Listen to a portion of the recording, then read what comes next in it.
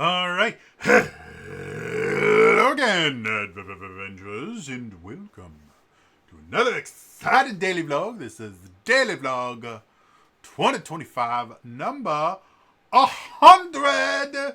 Yeah, I've been doing this for 100 days this year. Did it for 365 last year, so we're on 465 plus another 31. We're getting pretty close to me being a daily vlogger for like 500 days. Like, that's kind of nuts, right? Anyway, so today, I had an interesting journey that I went on recently. I have made mention many times before, I'm not particularly fond of D&D YouTube because it's not really D&D YouTube. It's shit on D&D YouTube. And it's been that way for, I don't know, at least like 5 or 6 years at this point. And a lot of times, in order for them to be able to shit on YouTube, they have to come up with some pretty convoluted things. Like the real popular thing right now is, oh my god, D&D has just ended because Chris Perkins left. No. I mentioned in my video that Chris Perkins watched, by the way, that Chris Perkins, as he was leaving, specifically stated he's actually happy with the hands that he's leaving D&D in. And I don't know if you guys quite understand how this works, but Chris Perkins, as much as we hate to admit this, is mortal and was going to leave eventually. And being at the same company for 28 years is impressive.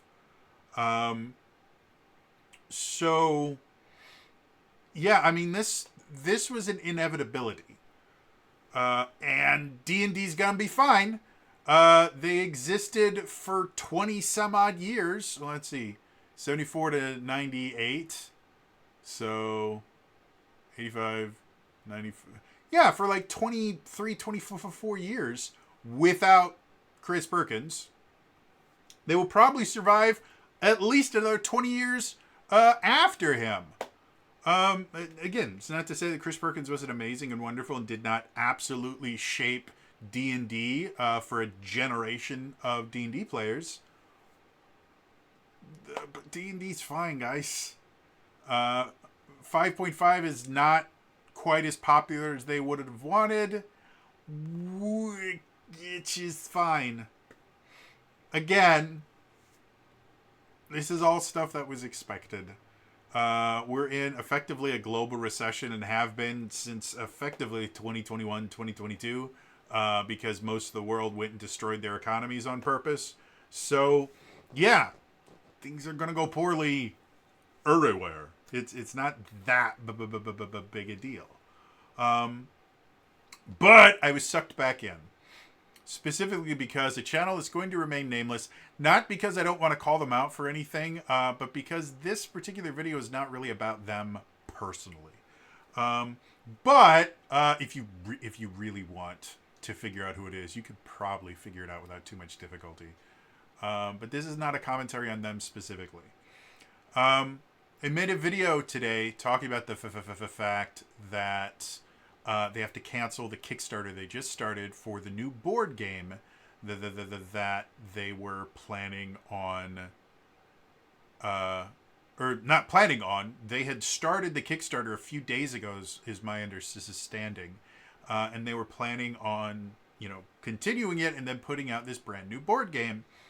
And they had to immediately cancel it because, quote unquote, they were going to lose money. So my initial thought, and this shows my bias against YouTubers in general, because the vast majority of YouTubers are creatives that accidentally started their own company and have no idea how a business is supposed to work. And so 9 times out of 10, when I see a YouTuber talking about this is something that's relatively common in the business world, things like businesses close all the time, product launches fail all the time. This is a really kind of standard thing to happen.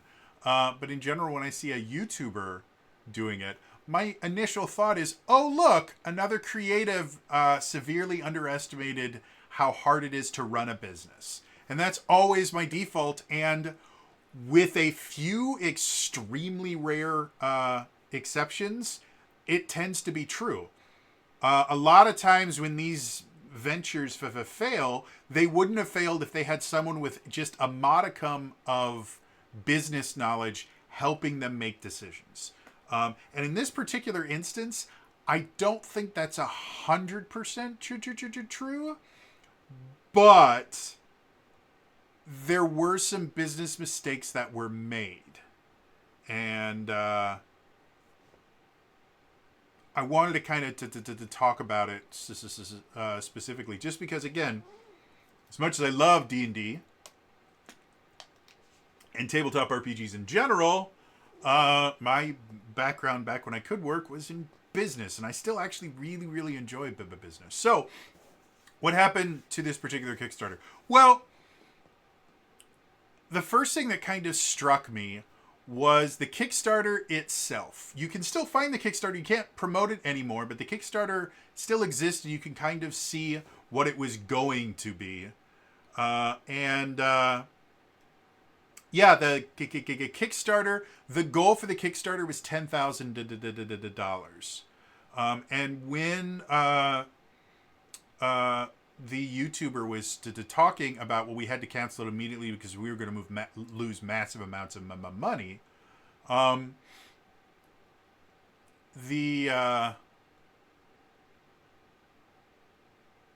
thing that they mentioned was, well, I'm already $50,000. I already have $50,000 sunken into this. And that was when my brain immediately started going, oh, we have someone that doesn't know how financing works. And what I mean by that is Business 101. When you're starting a business, what used to have to happen was you would create what's called a business plan. And this is a document that any entrepreneur, if you go back, let's say 20 years ago, maybe, any entrepreneur would know how to do this because it was a required step into starting your business. So what's a business plan? A business plan is a document that has a number of things included in it. First, it gives a rough description of the business itself. Then it will talk about the actual numbers, operating costs, estimated profit margins, things like that. Then it'll talk about the market that it's trying to get into. It'll talk about, you'll do what's called a SWOT analysis, which is strength, weakness, opportunities, threats, to kind of show where the business will fit into the market. And the reason that you create this, first of all, it's actually a really useful tool for starting a business because it gives you an idea of how the business is going to run. Second of all, and more importantly, to be honest, the business plan was what you used to get business loans. And business loans is how the vast majority of businesses started 20 years ago. What you would do is you would go to a bank, and you would talk to a banker, and you bring your business plan, and then you put the business plan in front of them, and they would pretend to understand what it was that they were reading, but really they would just look at the basically the P&L. They just look at the financing stuff. How much is it going to cost monthly to run the business? How much do you expect to make monthly? And is the amount that you make monthly going to be higher than the amount that it costs to run the business, to the point that you can also afford to pay the loan and have a decent amount left over? And if the equations look good, you would get a business loan, and if the equations didn't look good, you wouldn't get a business loan, and that was it.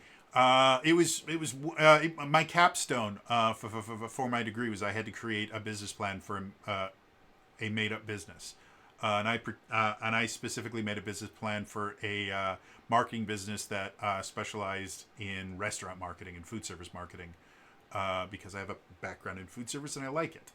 And I did exceptionally well. The only section that I got any points taken off for was the accounting section, because I hate accounting and I accidentally put something in the wrong column, which screwed up all my numbers. Once I flipped that, I got a fantastic score on it. I did exceptionally well the second time I went to college, to the point where my advisor told me that I got higher grades on a lot of my tests than most of my professors did when they had to showcase their ability to understand those particular skills. Because I did what was called objective-based learning, where instead of going, well, you will know how to read this book, any course you would take is like, well, once you're done with this course, you'll be able to do these particular things. And my understanding is the teachers had to, before they could teach it, had to basically prove that they could do that by taking similar tests to what I would take. And yeah, I blew my teachers out of the water. So anyway, modern businesses with crowdfunding have completely thrown away the idea of a business plan, and they just do a Kickstarter or backer kit or whatever. And when those services first launched, they were basically treated in the same way that your business loan was. The business loan was not free money. The business loan was debt that you were incurring that you had to eventually pay back with interest. A lot of people that use Kickstarter view it effectively as a pre-order program, and they count it basically as free money, which is not how you should ever treat a business. In business in general, there's no such thing as free money. Every single penny that comes into your business has a cost attached to it in some way, shape, or form. Whether that cost is the money you have to pay the employees in order to get them to actually create a situation where people can purchase from you, whether it is the taxes that you have to pay on that, whether it is the operational costs of having a physical building or whatever you use. Like, there is every single penny that you make in business costs you money. And the trick to running a successful business is finding a way to make those costs be less than the amount of money that you make. And that doesn't happen for everybody. And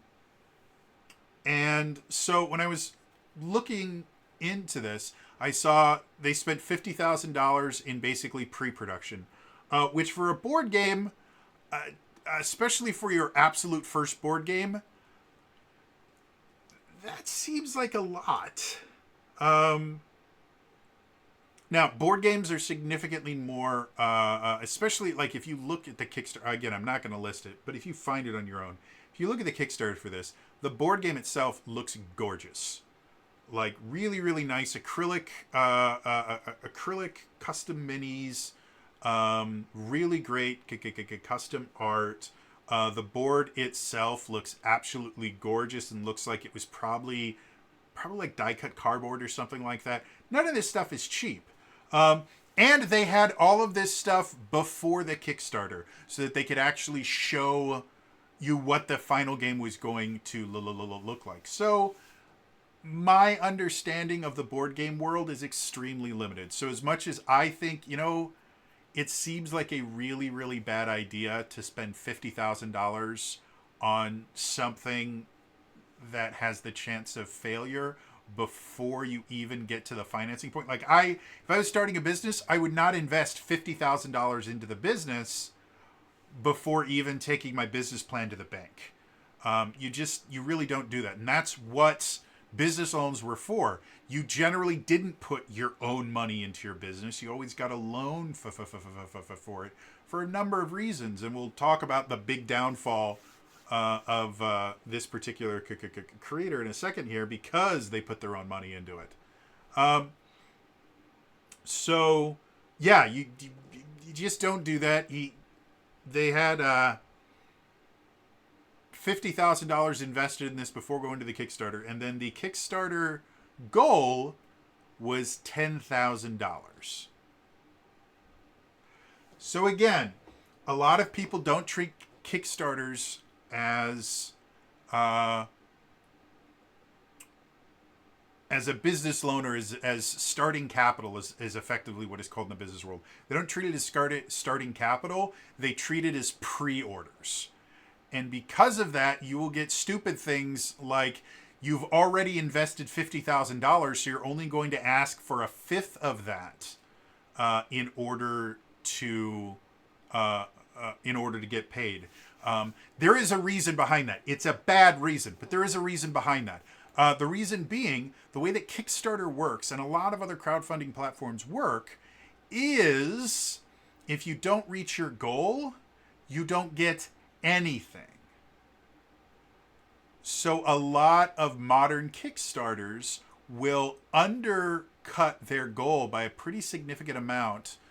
First of all, to ensure that they get something, because even if the Kickstarter doesn't raise absolutely everything that they need, there are other avenues that they can go down to get that remaining amount, including getting a business loan and having a successful Kickstarter to be able to show, hey, listen, these are the people that are already interested in it. These are the companies that I've contacted are going to be carrying my game. Like, those are all things that you can put into your business plan to get that loan.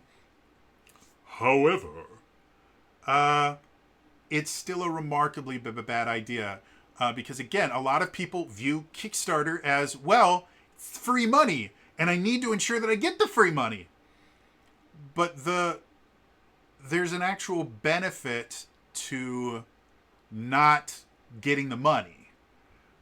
If you actually set up the Kickstarter in a way that allows you, by the time that you hit your goal, actually allows you to fund the project, then you don't have to worry about doing what this creator actually did, which was having to cancel when you realized that it wasn't going to be profitable anymore.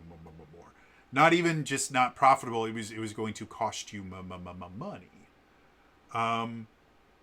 Again, it all goes back to the idea of how you're going to view the Kickstarter. You are viewing it as a pre-order program, which again is incredibly an incredibly effective tool. Like Renegade on a regular basis runs Kickstarters for just about everything. The Monty Cook Games kickstarts, I think, every single expansion of the Cypher system is kickstarted. It is nonsense. Actually, now I'm thinking of it, maybe Renegade doesn't do a ton of Kickstarters. I'll have to look into that. But I know Monty Cook specifically, they're running a new Kickstarter every few months. Half the time, they are still working on fulfilling the last Kickstarter when they start up their new Kickstarter for months. It's a really effective way to build a lot of hype. And as a marketing tool, it can be extremely effective. But Monty Cook Games is also a massive company. Not a YouTuber with less than 200,000 subscribers. There's a difference. And I'm not particularly fond of big companies using it that way either. Simply because it kind of dilutes the market and makes it significantly more difficult for people that actually need Kickstarter to be able to fund their things, to actually get views and things like that.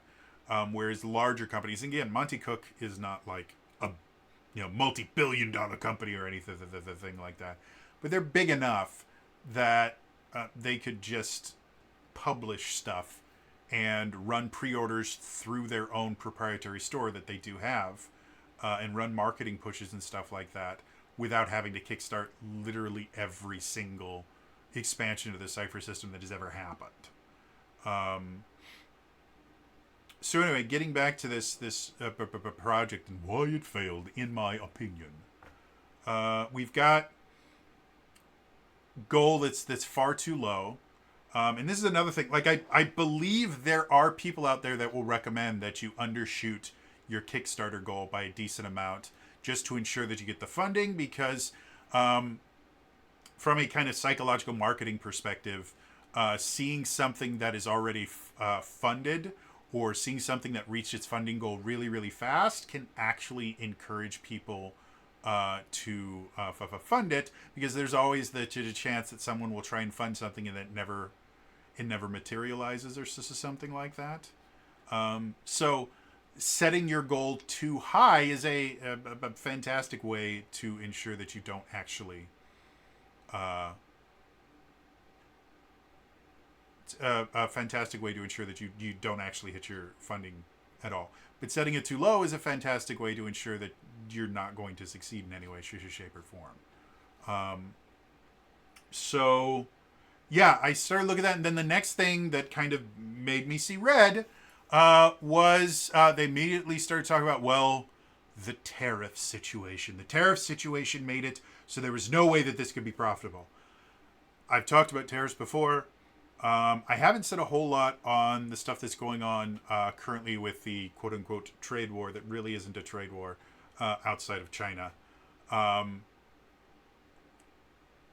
But the vast majority of people that are freaking out about tariffs have no fucking clue what they're talking about.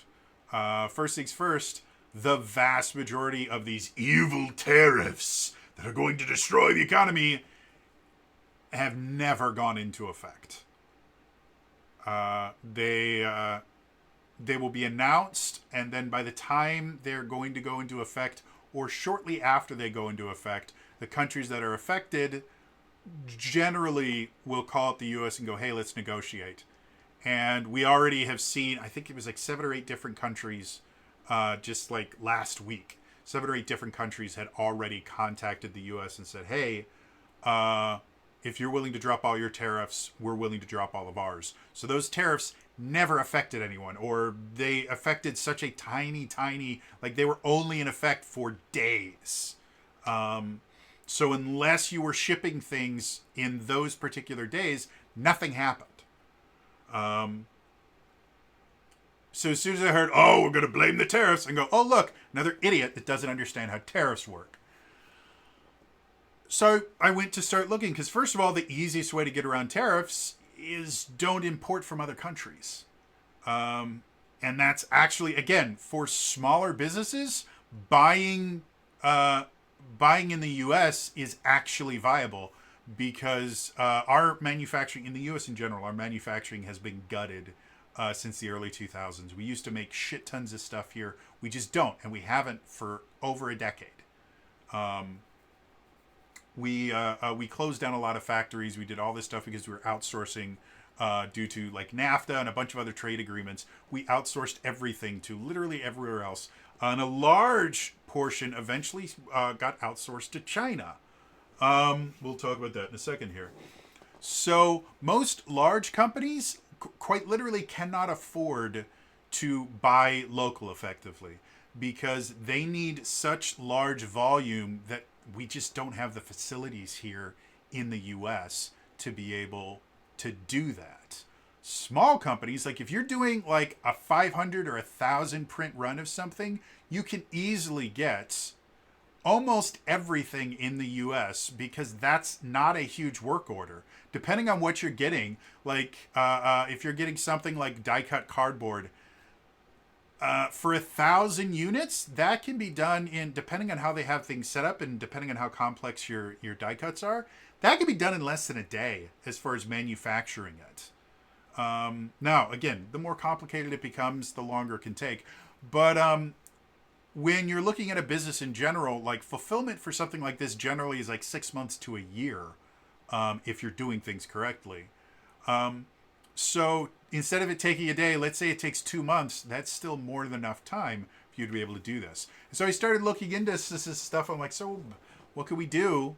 Like, what stupid thing? Like, are they exclusively getting all their stuff from China? Because that's really, China and Canada are the only 2 countries that are actually getting hit with tariffs right now. And if you're importing stuff from Canada, more likely than not, the tariffs aren't going to hit you, because the tariffs that we have on Canada are steel and energy. So unless you're kickstarting your new power plant that is entirely made out of Canadian steel, you're going to be fine. However, I started looking for custom acrylic minis.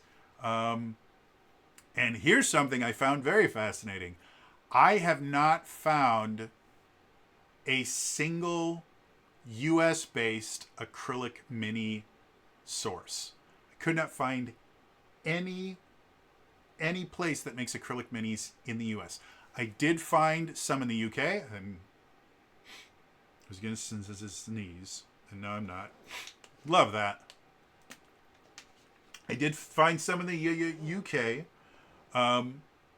which, again, everyone's freaking out. It's like, oh, European Union. The European Union has already mentioned that they're willing to come to the negotiation table. They're not quite to the point of other countries like Vietnam or Taiwan. I can't remember the other ones.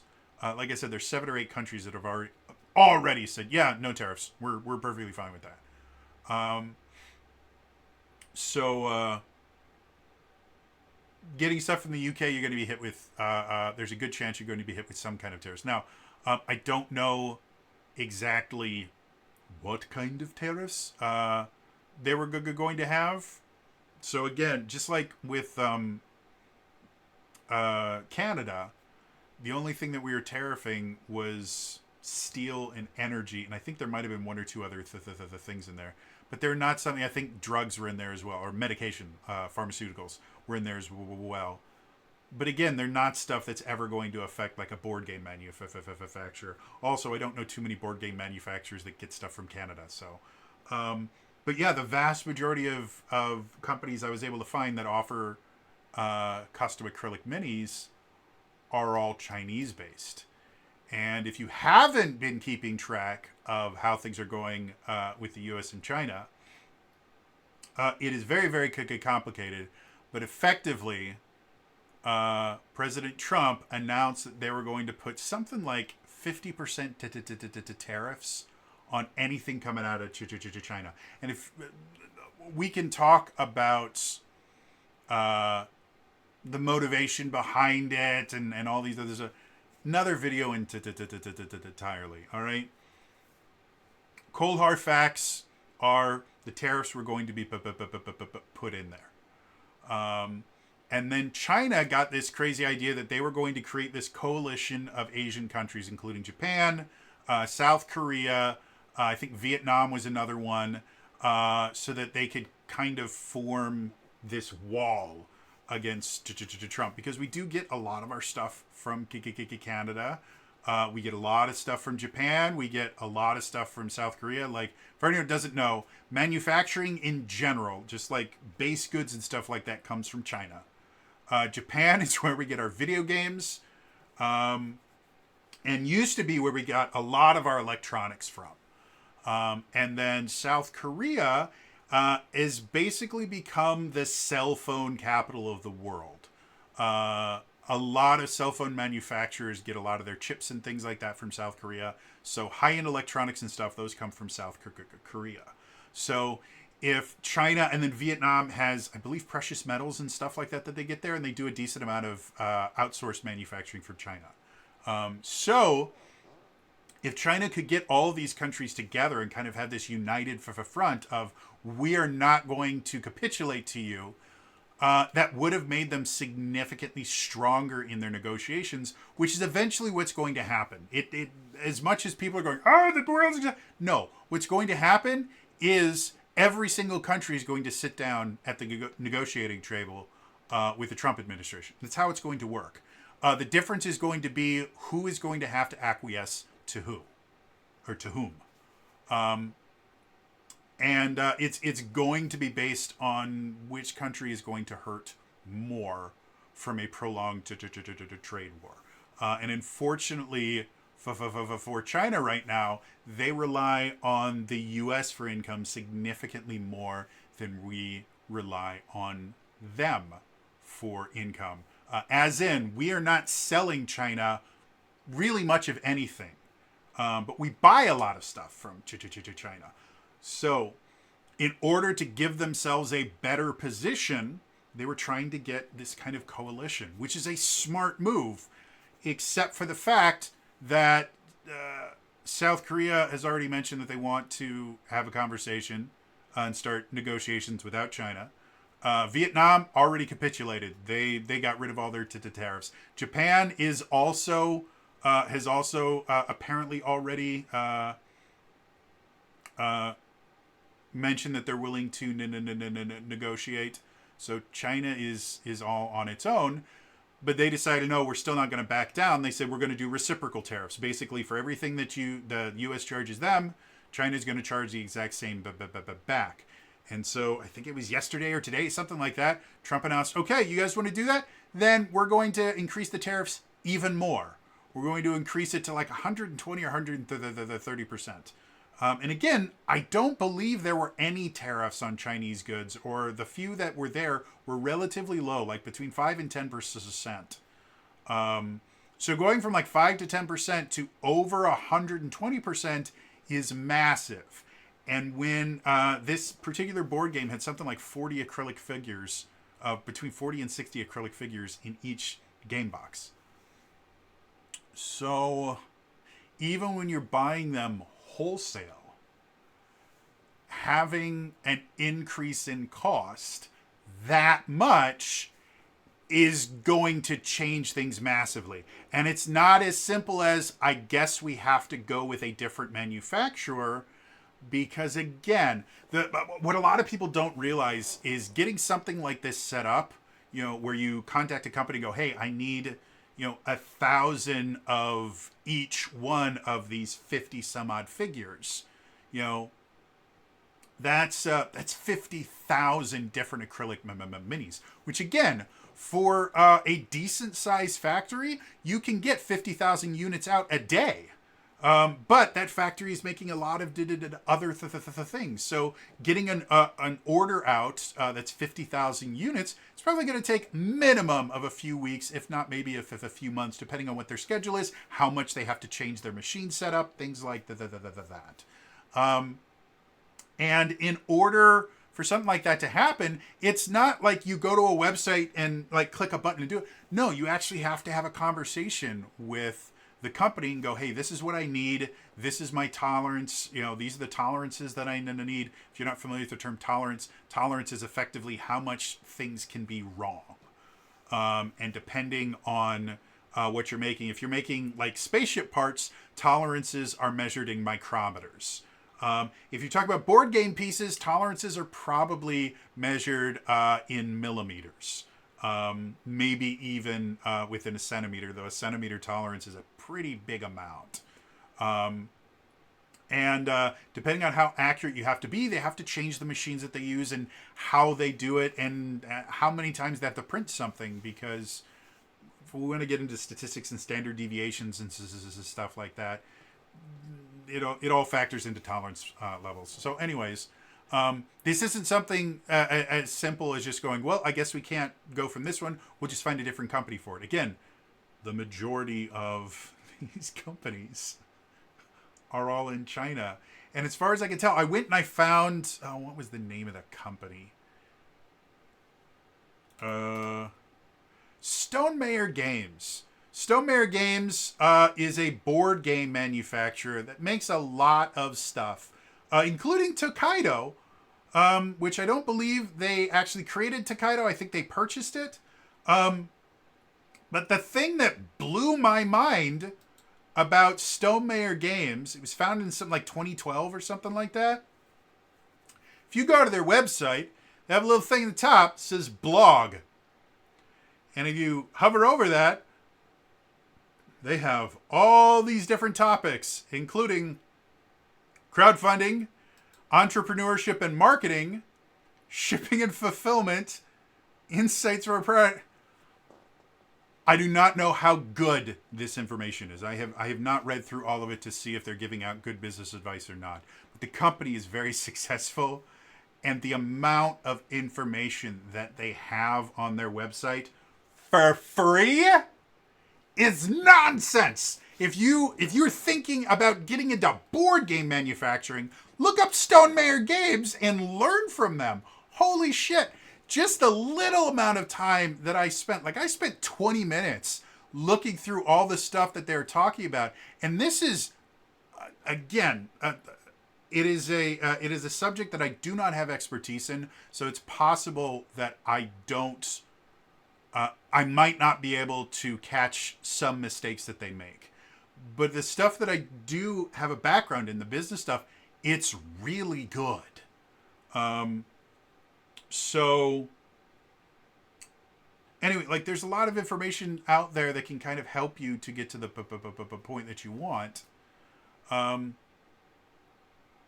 but with this particular Kickstarter, like they kind of were set up to fail. They somehow, well, they didn't somehow. They picked it because, oh, the reason I brought up Stone Mayor is because they were talking about, well, where do I get, if I'm making a board game, where do I get my stuff? And they specifically listed a Chinese company that they love working with because they've had great interactions with them.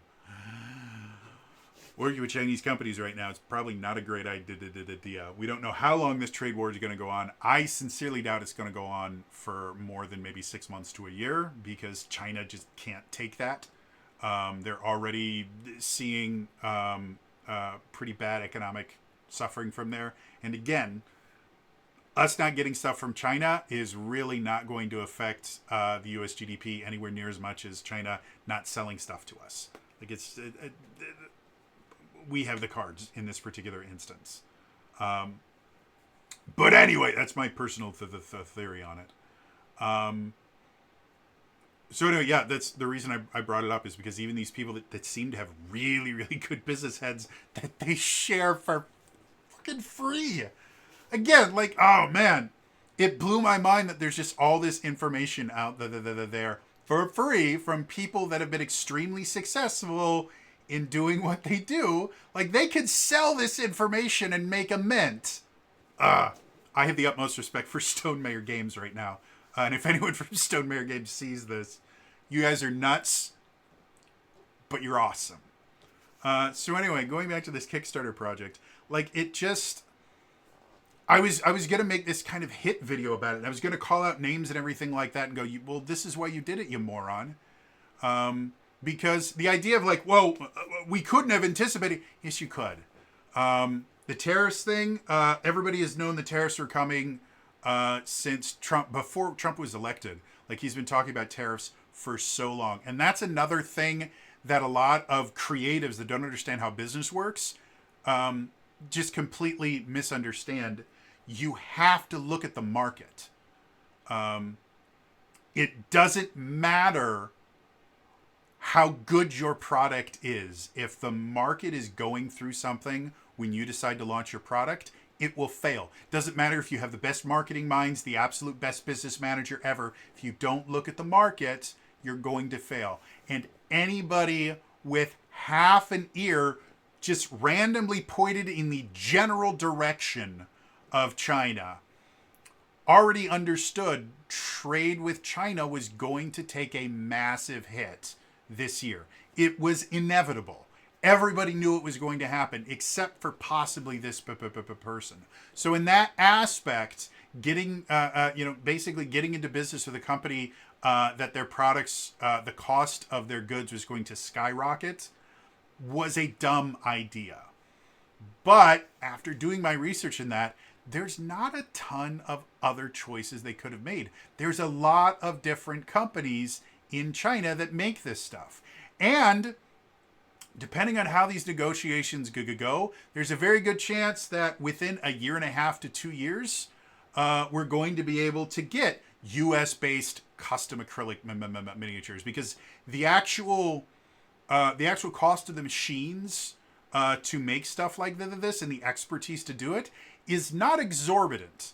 Like, this isn't, setting up your own offshore oil rig levels of cost. It just requires a few relatively expensive, but compared to other industrial machines, not exorbitant, pieces of machinery and some people that understand how the process works. Like, it's not that bad.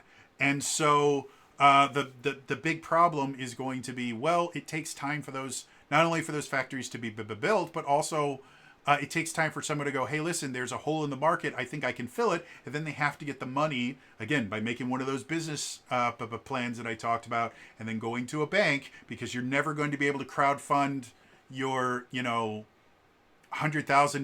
acrylic mini maker or whatever you use for it. So yeah, you're going to actually have to go and get actual business capital from a bank. And that process can take a long time. Like a few years, like a year and a half to 2 years. So theoretically, in a year and a half to 2 years, they might be able to avoid using Chinese goods and be able. But in a year and a half to 2 years, they're not going to have a customer base for that product anymore because they purchased it a year and a half to 2 years earlier, and they've been waiting for that long, and costs start increasing the longer it takes for you to do stuff. So yeah, again, as much as I wanted to kind of crucify this person for just making a stupid business decision, they made a mistake, which was not looking at the market. But it's a really common mistake that businesses, people with good business minds will sometimes make. Or they believed the really, really stupid pundits that are like, yeah, Trump's gonna fall. You never do that. It's gonna ruin that. And blah, blah, blah, blah. No, it was monumentally stupid. Again, we have all the power in this relationship because we're the one that's buying shit from them. It was never going to be this immediate fold or something like that. At least not on the U.S. side. As we've seen with all the other countries, tons of them. The last I heard, there was over 50 countries that had already said, "Hey, yeah, sign us up. We're good. Let's do the 0 for 0 tariff thing." Even the European Union has already said, "Hey, we're willing to do 0 for 0 on some things," because the European Union still has their heads up their asses.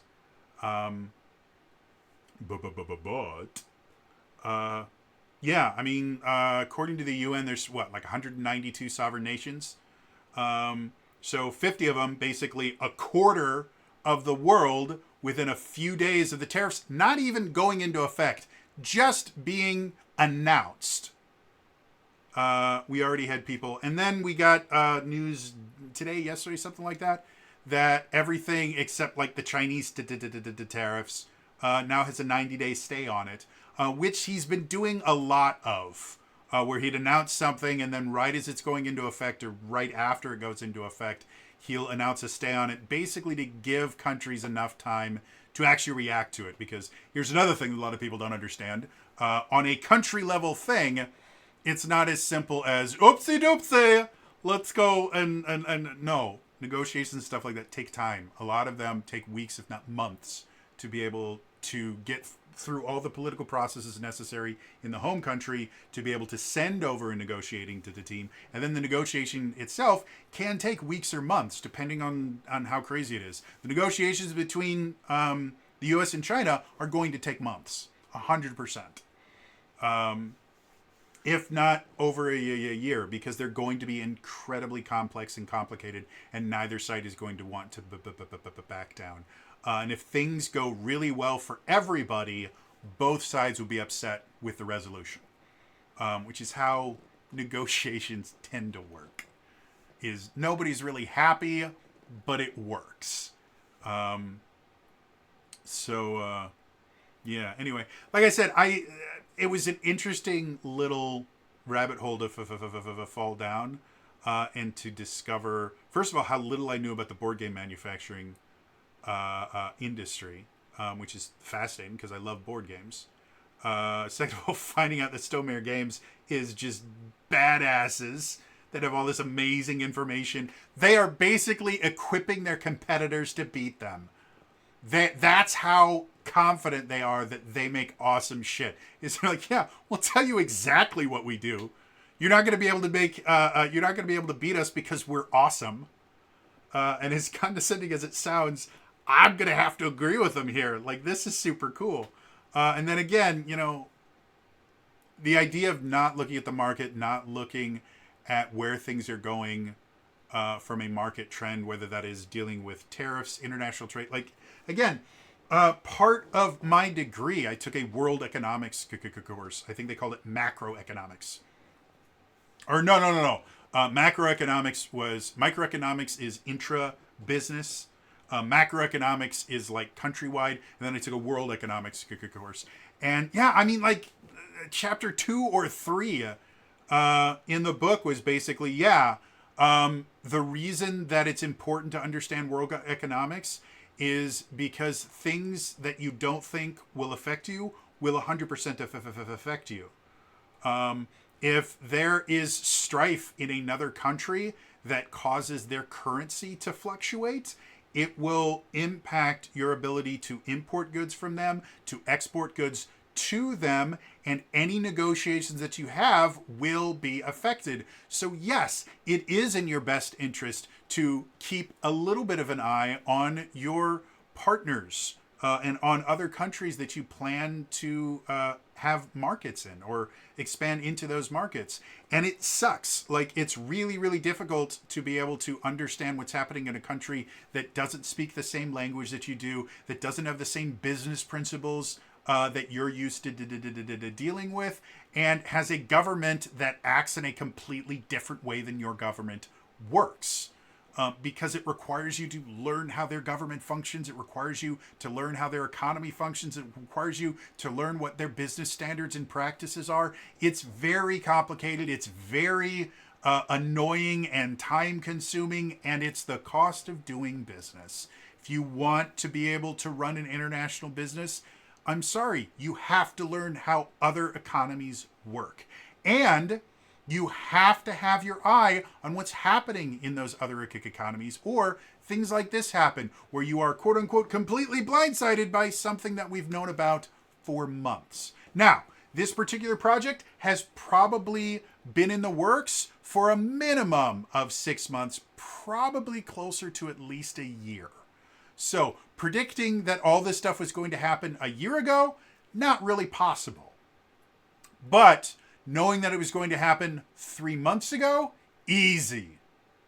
Everybody knew it was going to happen 3 months ago. We just didn't know exactly when the guillotine was going to fall. And so that is a mistake on the YouTubers' part. Everything else, though, again, bad choices, things like, again, instead of running a Kickstarter for something that would actually cover your costs, they lowballed it by an extreme amount. Basically, again, they had already put in $50,000 worth of stuff, and then they tried to raise a fifth of their already included costs, not including the additional costs they were going to have from actually manufacturing and selling again. That was a bad idea.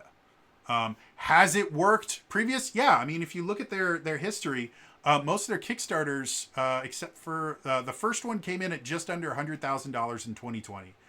Everyone since then has been over $200,000 raised. I think one was close to like 250, one was close to like 300. I think one actually surpassed 300, like $350,000, by the way. So if it had followed the pattern that they had seen previously, they probably could have offset it. But you want to know a better way to ensure that you offset your costs is actually set the Kickstarter for the actual cost that you have, instead of lowballing it in an attempt to kind of manipulate people into donating and purchasing based on a false premise. Again, they when the thing closed, again, their goal was 10,000. The actual amount that they raised before they canceled it was like 47,000, or maybe it was 41,000, more than $40,000. So everyone that signed up for this thing assumed that it was a done deal because they only needed $10,000, and that wasn't true in any way, shape, or form. They when you factor in costs and stuff like that, probably to break even, they probably would have needed a minimum of 100,000, and then once you factor in tariffs, probably would have needed a minimum of $200,000 to $300,000 just to break even without making a profit. And now that particular YouTuber, their business is in serious financial jeopardy. They're doing this huge liquidation sale, all this other stuff, because they made some really poor decisions. And some stuff happened that was outside of their control. But there's a lot of different ways that you could have mitigated the risk on this, and they simply didn't because they had a history of just getting free money effectively through these Kickstarters. So anyway, like I said, I found it really, really fascinating to look at kind of a case study of someone that did some things right, but a lot of things wrong, and is now unfortunately paying the price for it pretty badly. Yeah, interested to hear what you guys. Do you guys care about any of this stuff? Every so often, my business stuff gets really, really popular, and then other times, like I will have two people that view it, and neither of them enjoyed it in any way, shape, or form, and watch like 31 seconds. So interested to hear from you guys. Do you guys enjoy me going these little business rants and talking about how the actual business world works? And what do you think of board games? Let me know in the comments down below. Otherwise, again, it's all for me today. We'll see you guys next time. All right? Bye-bye.